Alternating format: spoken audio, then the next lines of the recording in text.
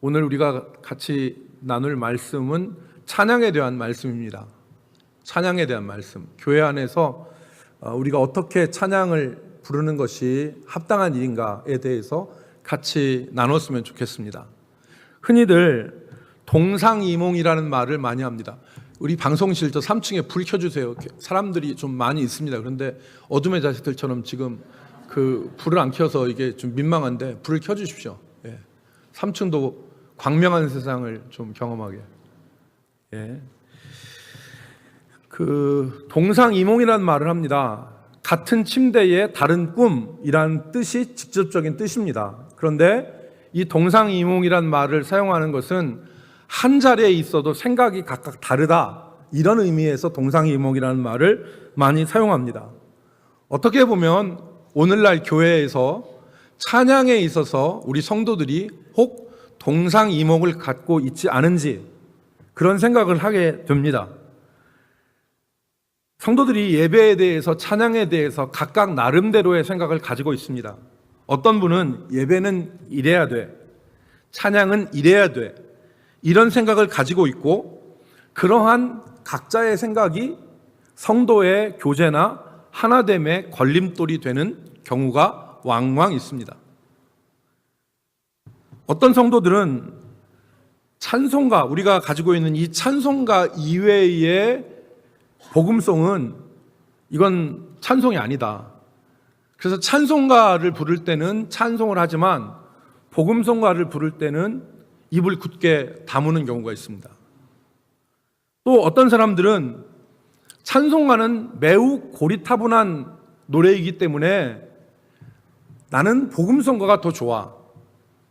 그래서 복음송가를 부를 때는 엔돌핀이 소위 얘기하는 에너지가 이렇게 나지만 찬송을 부를 때는 거의 힘이 없습니다. 그런 경우가 여러분 있죠. 어떤 분들은 찬송에 대한 기준을 가지고 있고 어떤 분들은 찬송에 대한 기준을 가지고 있지 않은 분들이 있습니다. 그래서 어떤 분들은 어떤 기준을 얘기하면 뭘 그렇게 심각하게 거세게 얘기하냐, 다 하나님 찬양하는 거 아니냐, 이렇게 생각하시는 분들도 있습니다.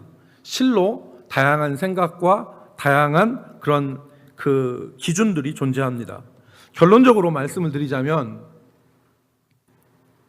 그러한 모든 생각과 주장은 그리스도 안에서 하나로 통일되어야 됩니다.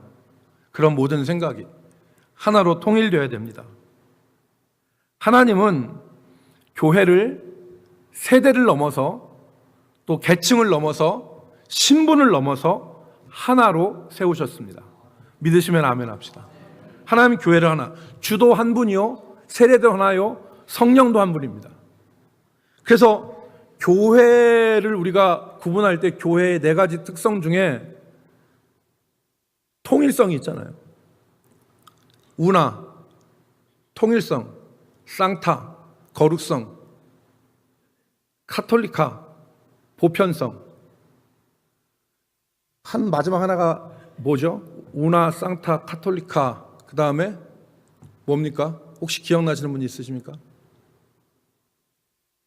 보편성, 통일성, 그리고 성성, 거룩성. 또 하나 제가 지금 언뜻 기억나지 않은데 제가 설교하다가도 기억나 말씀드리도록 그렇게 하겠습니다. 교회의 모습 가운데 하나가 통일성이에요. 우리가 유니폼 할 때 그 유니는 운하에서 나온 말입니다. 하나라는 거죠. 너가 믿는 하나님이 다르고 내가 믿는 하나님이 다른 것이 아닙니다. 교회는 한 하나님을 믿는 한 공동체입니다. 그 하나됨은 그냥 이루어지는 것이 아니라 기준이 있어야 돼요. 그 기준이 말씀입니다. 말씀을 기준으로 하나 되는 것입니다. 그래서 말씀이 우리의 생활의 기준이고 표준이 되는 겁니다. 여러분, 시계가 고장이 났어요. 집에 있는 시계가 고장이 났습니다. 그럼 여러분 시계를 고치죠. 그때 어떻게 고치십니까? 시계를 고쳐요. 어떻게 고칩니까? 여러분, 만약에 제 시계가 고장이 났습니다. 그런데 이 시계를 고치는데 지금은 한 5시 정도를 하는 게 좀 좋겠어 하고서 제가 5시가 좋겠다고 생각해서 5시로 고치지 않습니다. 어떡하죠? TV를 켭니다. 혹은 핸드폰을 엽니다. 표준 시간이 몇 시인가를 보고 그 표준 시간에다 맞춥니다. 그죠? 그게 시계를 고치고 시간을 정확하게 보는 거예요. 마찬가지로 성도의 생활은 하나님의 말씀이 기준이 돼서 그 말씀에 맞추는 것입니다. 그럴 때 우리는 하나를 이룰 수가 있는 것입니다. 오늘 찬양에 대한 우리의 생각도, 예배에 대한 우리의 생각도 하나님의 말씀을 기준으로 우리가 맞춰야 될 줄로 믿습니다. 내 생각이나 내 편견이나 내 관점이 아니라 하나님의 말씀이 무엇을 원하시는가, 이것에 우리는 맞춰야 됩니다. 그게 성도인 것입니다. 오늘 우리가 읽은 말씀을 보면 골로새 교인들에게 바울 사도가 거듭난 신자들의 생활이 어떤 것인가를 말했습니다. 첫 번째로는 감사하는 사람이 되라는 거예요. 두 번째는 그리스도 말씀 안에서 서로 피차 권면하고 말씀을 따라 살아라는 겁니다. 세 번째는 시와 찬송과 신령한 노래로 서로 화답하며 하나님을 찬송하는 삶을 살아라. 이런 것들을 가르치고 있지 않습니까? 그래서 저는 오늘 이 말씀을 근거로 해서 우리가 불러야 될 시와 찬송과 신령한 노래는 어떠한 것이야 돼야 되는가에 대해서 같이 말씀을 생각해 보고자 합니다. 시와 찬송과 신령한 노래가 어떤 것인가를 우리가 본격적으로 생각하기 전에 예배가 무엇인가를 생각해야 됩니다. 왜냐하면 시와 찬송과 신령한 노래는 우리의 일상생활에서도 부르지만 예배에 우리가 이 시와 신령한 노래, 찬송들을 하나님 앞에 드리기 때문에 그렇습니다. 오늘날 예배가 지난번에 며칠 전에 기독일보라고 하는 통합 측 신문에 그 맷 챈들러라고 하는 목사님이 교회가 점점 인간의 만족을 위한 엔터테인먼트의 장소가 되어져 가고 있다 하는 글을 썼습니다. 사람이 주가 되고 사람이 기쁨을 누리는 장소가 되지 하나님이 영광 받으시는 그런 곳으로 생각하고 있지 않다. 여러분, 예배란 무엇이냐? 제가 정리하겠습니다. 예배란 하나님의 구속의 은혜와 하나님이 행하신 위대한 일들을 찬양하고 경배하고 하나님과 교통하는 것이 예배입니다. 예배는 구속의 은혜에 대한 감사와 기쁨이에요. 구속받은, 그러니까 하나님 구원받지 못한 사람이 참된 예배를 드릴 수 없습니다. 구원받은 사람이 하나님의 구원하신 은혜를 기뻐하면서 감사함을 가지고 참여할 수 있는 게 예배죠. 여러분, 그런 의미에서 우리는 하나님께 기꺼이 예배 드릴 수 있는 사람들입니다. 왜? 구원받은 은혜가 있기 때문에. 구원받은 은혜가 있기 때문에. 옆에 계신 분하고 같이 한번 인사를 나눕시다. 하나님의 구원의 은혜에 감사하는 예배를 드립시다. 우리 서로 인사합시다. 하나님의 구원의 은혜에 감사하는 예배를 드립시다.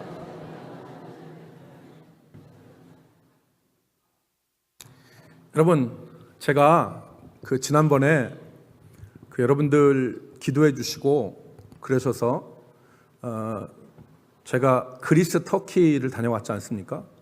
터키에 갔더니 성 소피아 성당이라고 5세기 때 유스티니아누스 황제라는 분이 동로마 제국 황제가 지었던 예배당이 있어요. 엄청납니다. 지금도 하루에도 세계 각국에서 그 예배당을 보기 위해서 수천 명, 수만 명의 사람들이 몰려 들어오는데 보셨죠? 거기에 가니까 내가 놀란 게 있어요. 뭐냐면 예배당이 있는데 첫째 놀란 거, 의자가 없어요. 의자가 없이 다 서서 하나님 앞에 예배했다는 거.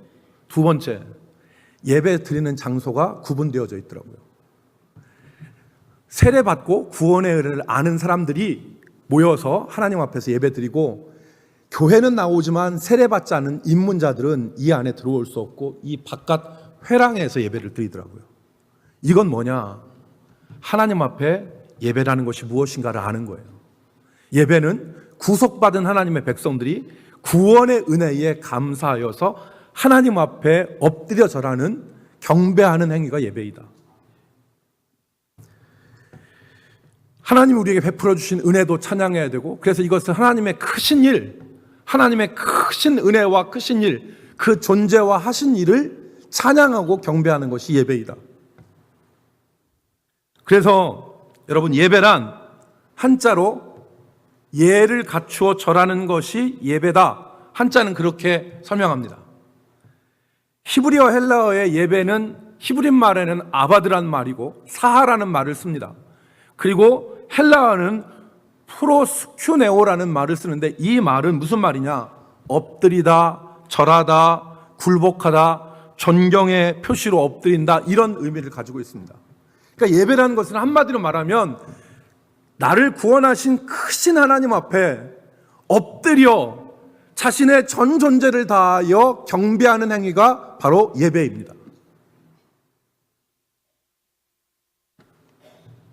그러므로 예배 시간에 신문을 본다든지, 예배 시간에 게임을 한다든지, 예배 시간에 건들건들 거리는 태도로 예배한다든지, 이것은 예배 자체가 무엇인지를 이해하지 못하는 행동입니다.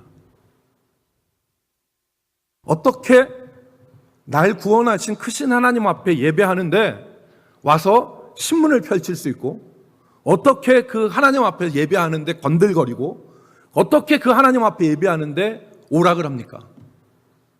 말도 안 되는 행동이죠. 그래서 유명한 복음주의 신학자 존 스토트가 이런 말을 했습니다. 하나님의 은혜로 인간이 할 수 있는 가장 고귀한 활동은 예배이다. 진정한 예배이다. 인간이 할 수 있는 가장 고귀한 활동이 예배이다 라고 말했습니다. 그러니까 예배를 우리 모든 성도들, 젊은이들, 우리 여기 있는 우리 아까 찬양한 우리 초등학교 4학년 학생들, 우리 같이 생각할 것은 바로 뭐냐면, 예배는 크신 하나님 앞에 엎드려 경배하여 구원의 은혜와 하나님의 행하신 그 크신 일들을 인하여 감사와 영광을 돌리는 행위이다 라는 것들을 우리가 기억하기를 주의 이름으로 축복합니다. 두 번째는, 그럼 이 예배를 드릴 때 원리가 있어요. 성경에 보면 원리가. 첫 번째는 하나님은 예배를 받으시기를 원하신다는 거예요. 예수님이 아버지 하나님의 마음을 알려주셨는데, 아버지는 영과 진리로 예배하는 자를 찾으신다고 그랬습니다. 참되게 예배하는 자를 찾으십니다. 지금도 누가 참된 마음으로 예배하는 자를 찾으시는 거예요. 그리고 역대상 16장 29절에 다윗이 하나님의 마음을 노래했는데, 그게 뭐냐면 여호와의 이름에 합당한 영광을 돌릴지어다 그랬습니다. 여호와의 이름에 합당한 영광을 돌릴지어다. 그러니까 우리는 예배할 때 하나님 앞에 합당한 영광을 돌려야 됩니다. 그리고 이사야 43장 21절 말씀에 보면 같이 읽읍시다. 200성은 시작.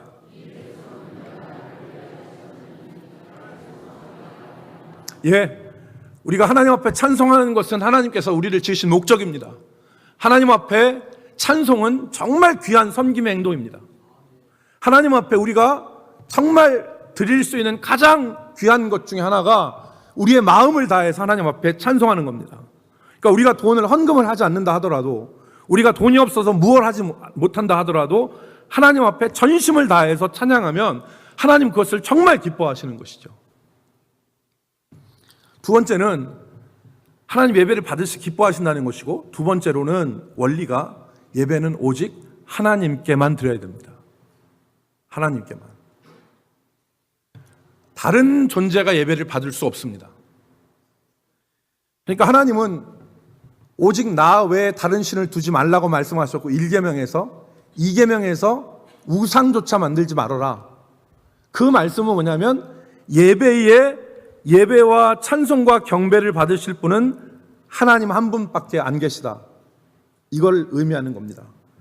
심지어는 천사들도 경배의 대상이 될 수 없습니다. 그래서 요한계시록 19장 10절 말씀에 보면 사도 요한이 자기를 이끈 천사한테 엎드려서 절하려고 합니다. 여기서 엎드려 절한다는 말은 예배한다는 얘기입니다. 같은 용어죠. 엎드려 절하려고 하니까 그 천사가 뭐라고 하냐면 말렸습니다. 그렇게 하지 말아라. 계시록 19장 10절 말씀 같이 읽습니다. 시작. 내가 그 발 아래 엎드려 경배하려 하니 그가 나에게 말하기를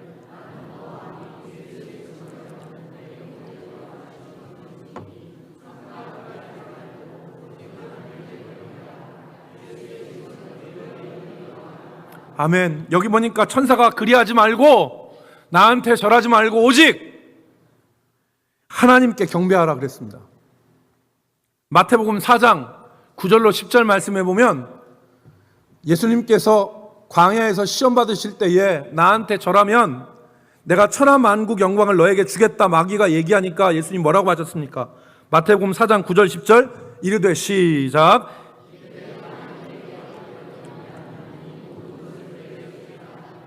이에 예수께서 말씀하시되 사탄아 물러가라 기록되었으되 주 너희 하나님께 경배하고 다만 그를 섬기라 하였느니라.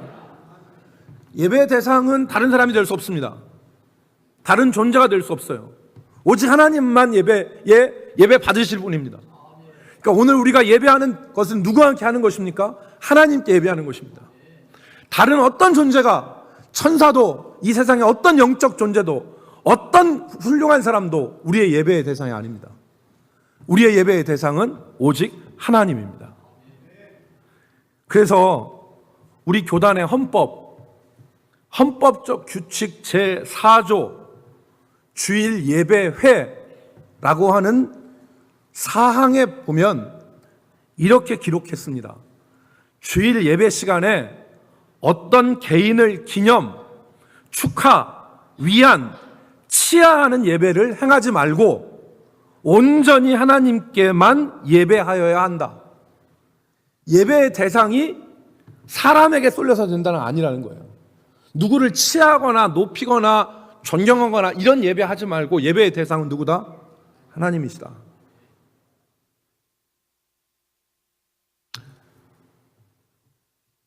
세 번째는 하나님이 예배를 원하시지만 모든 예배를 다 기뻐하시진 않으신다. 하나님이 모든 예배를 다 기뻐하시지 않으신다.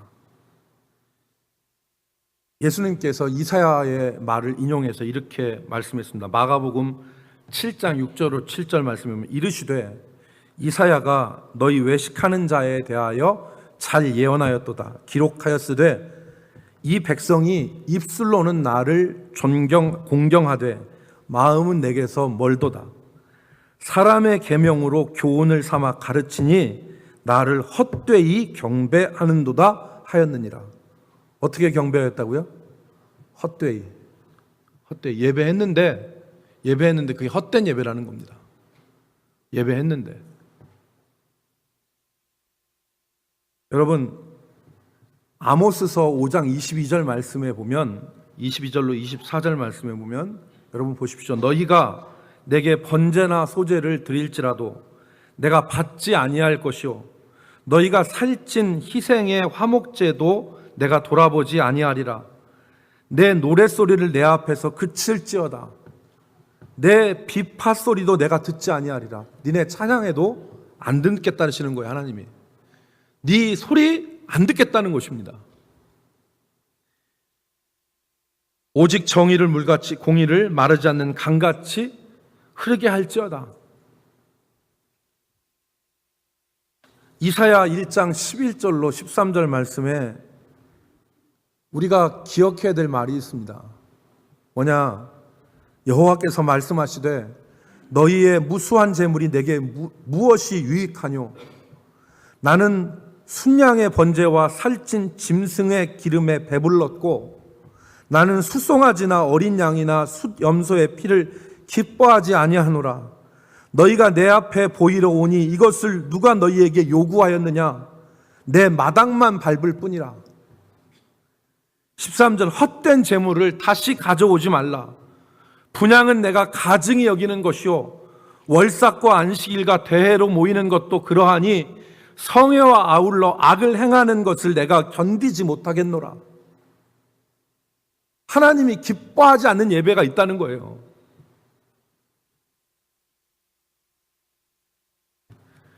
(15절) 말씀에 너희가 손을 펼 때에 내가 내 눈을 너희에게서 가리고 너희가 많이 기도할지라도 내가 듣지 아니하리니 이는 너희의 손에 피가 가득함이라. 기도해도 안 들으시겠다는 겁니다. 하나님이 안 받으시는 예배가 있다는 거예요. 여러분, 그러므로 예배는 살아계신 하나님 앞에서 오직 하나님께만 경건하고 신실한 자세로 합당한 영광을 돌리며 사람이 중심이 아니라 하나님이 기뻐 받으시는 예배가 참된 예배인 것입니다. 이 예배 생활이 잘 돼야 돼요. 예배 생활에서 잘못되고 예배 생활에서 무너지면 신앙 전체가 다 무너집니다. 정말 예배가 중요한 거예요. 여러분, 정리를 해봅시다. 그러면 예배가 무엇이었어요? 예배는 하나님께 드리는 것이었어요. 오직 하나님의 구원의 은혜와 하나님이 행하신 크신 일들을 기억하면서 하나님께 돌리는 감사와 찬양의 행위가 예배였어요. 근데 이 예배는 오직 하나님만 받으시고 하나님이 기뻐하시는 방법대로 드려야 돼요. 그러면 이제 이것을 기반으로 해서 우리의 찬송을 이해하도록 해봅시다. 찬송의 대상은 하나님입니다. 믿으시면 아멘 합시다. 다시 따라 합시다. 찬송의 대상은 하나님이시다. 동의 안 하시는 분? 찬송의 대상이 하나님이 아닙니다. 동의 안 하시는 분? 없으시죠? 같이 따라 합시다. 찬송의 대상은 하나님이십니다. 찬송의 대상 하나님이세요. 하나님께 드리는 노래가 찬송입니다. 그 내용도 하나님을 높이는 것이어야 됩니다. 아무 노래나 우리가 하나님 앞에 드리는 것이 아닙니다. 하나님의 은혜와 사랑에 감사하고 하나님이 행하신 크신 일들을 그리고 하나님의 존재를 높이는 것입니다. 아멘 들어가고 할렐루야 들어간다고 해서 하나님 예수님 들어간다고 해서 그것이 찬송이 아닙니다. 그래서 우리 교단 헌법 예배 모범, 예배는 이렇게 드려야 된다 하는 예배 모범의 4장에 시와 찬미라고 하는 부분이 나와 있습니다. 시와 찬미라고 하는 부분이. 자, 이걸 그대로 한번 읽어봅시다. 시와 찬미를. 시와 찬미 예배 모범 제4장입니다. 1조에 보면 예배당에서 공동으로나 혹 한 가족끼리나 시와 찬미로 하나님을 찬송하는 것은 모든 신자의 마땅한 본분이니, 찬송하는 것이 마땅한 본분이라는 겁니다. 공동으로 가족으로나 성경에 합한 말과 하나님께 영광 돌리는 언사를 사용해라. 그 가사를 규정한 것입니다. 성경에 합한 말과 하나님께 영광 돌리는 언어를 사용해라. 두 번째, 하나님을 찬송하는 노래를 부를 때는 정성으로 하며 그 뜻을 깨달으며 곡조에 맞추어 주께 마음을 다해야 할지니, 세 가지를 얘기했죠. 첫 번째가 정성으로 하라는 거예요. 아무 정성 없이 찬송하지 말고 정성으로 찬송하고, 두 번째 그 뜻을 깨달으며 무슨 뜻인지도 모르고 찬송하지 말고 이 뜻이 무슨 뜻인지 깨달으고, 세 번째로는 곡조에 맞추어 주께 마음을 다해야 할지니, 곡도 중요하다는 말입니다. 음악의 지식을 연습하여 우리의 마음으로 하나님을 찬양하는 동시에 또한 우리의 음성으로도 하나님을 찬송하는 것이 옳고, 교우는 반드시 찬송책을 준비하여 함께 찬송하는 것이 마땅하다 그랬습니다. 요즘에는 앞에 악보가 있어서 이 악보를 보고 다들 찬송하시죠. 이해가 되는 얘기입니다. 왜냐하면 여기에 있는 악보보다 이 앞에 있는 것이 훨씬 환하고 잘 보이니까 여러분 그럴 수 있습니다. 세 번째 뭐냐면, 공식 예배 때 찬송은 목사가 조심하여 정할 것이나 그랬어요.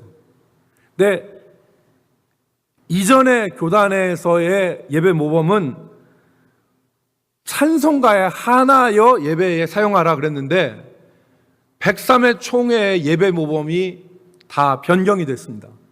그래서 찬송가에 행하는 것이 아니라 목사가 조심하여 정할 것이나 가급적 적당하게 하여 교인 전체로 찬송하는 실력을 얻게 함이 옳다. 그래서 오늘 우리가 본문에서 나오는 시와 찬송과 신령한 노래는 뭐냐? 이거 다 찬송가 얘기하고 하는 거기서 거기 얘기 아니에요? 이렇게 생각할 수 있는데 그게 아닙니다. 여기서 시란 시편에 나온 찬송을 얘기해요. 그래서 우리나라와 외국에서도 시편 찬송만 부르는 사람들이 있어요. 시편을 이야기하는 것입니다. 시라는 것은 시편이 하나님 앞에 고백하고 하나님을 영광 돌리고 하는 모습들이기 때문에 시편, 시와 여기 찬송이라는 말은 직접적으로 하나님을 높이는 노래들을 말합니다. 헬라어로는 이 찬송을 휄노스라 그럽니다. 우리 교회에 수태 전에 찬양단 이름이 휄노스였는데 이게 영어의 힘입니다. 힘. 하나님을 직접적으로 찬양하는 노래. 세 번째로는 신령한 노래인데 이 신령한 노래란 직접적으로 하나님을 찬송하지는 않지만 그 가사가 성도의 신앙에 유익을 주고 하나님을 사랑하게 하고 믿음을 굳건하게 하는 영적인 노래를 신령한 노래라고 말하는 것입니다. 그러므로 이러한 노래로 하나님 앞에 찬송하라는 것입니다. 우리가 현재 사용하는 이 600여 곡의 찬송 가운데도 이러한 모습이 들어 있습니다. 우리가 부르는 찬송 가운데는 정말 힘이라는 찬송이 있어요. 직접적으로 하나님을 찬양하는 것입니다. 여기에는 아멘이 붙죠.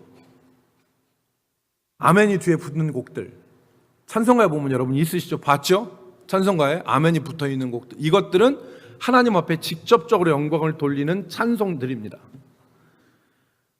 예배 중에 찬양대가 묵도송이나 아니면 송영이나 아니면 찬양대의 특별 순서를 하나님 앞에 드릴 때도 가급적이면 이러한 하나님의 존재와 사역 그리고 하나님의 은혜 이것들을 높이는 곡들을 하나님 앞에 드리는 것이 가장 합당한 모습입니다. 지휘자님들 잘 들으십시오. 선곡할 때 기준이 되길 바랍니다. 그래서 하나님 앞에 정말 하나님의 존재와 사역들을 높이고 하나님의 구속의 은혜를 감사하면서 부를 수 있는 곡들, 그게 찬송가 힘입니다. 힘. 두 번째로는 복음 찬송가라는 것이 있어요. 가스펠 힘이라는 것이 있습니다. 이것은 삼위 하나님을 직접적으로 찬양하는 것은 아니지만 간접적으로 찬양합니다. 찬송가에 어떤 곡들이 있냐면 참 아름다워라, 참 아름다워라 주님의 세계는, 삼위 하나님에 대한 찬양이 아니에요. 자연을 노래했어요. 하나님이 만드신 자연을 노래한 겁니다. 갈보리산 위에 십자가 섰으니 주가 고난을 받은 표라. 무엇을 노래합니까? 십자가를 노래해요. 삼위 하나님에 대한 찬양이 아니에요. 세 번째, 구주의 십자가 보혈로.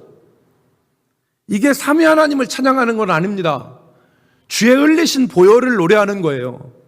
내 주의 보혈은, 이런 곡들은 아멘이 안 붙었어요. 그리고 예수 사랑하심을 성경에서 배웠네. 날 사랑하심, 날 사랑하심. 이러한 곡도 직접적인 하나님에 대한 찬송은 아니지만 하나님의 사랑과 하나님의 은혜와 하나님의 하신 십자가와 자연과 주의 보혈을 노래하는 것입니다. 세 번째는 복음성과 가스펠송이 우리 찬송에도 있습니다. 이 곡을 받는 대상은 하나님이 아니라 인간입니다. 그리스도의 복음으로 구원받은 성도들이 그의 삶을 간증하거나 성도들을 권면하거나 믿지 않는 형제들에게 호소하거나 하는 노래입니다.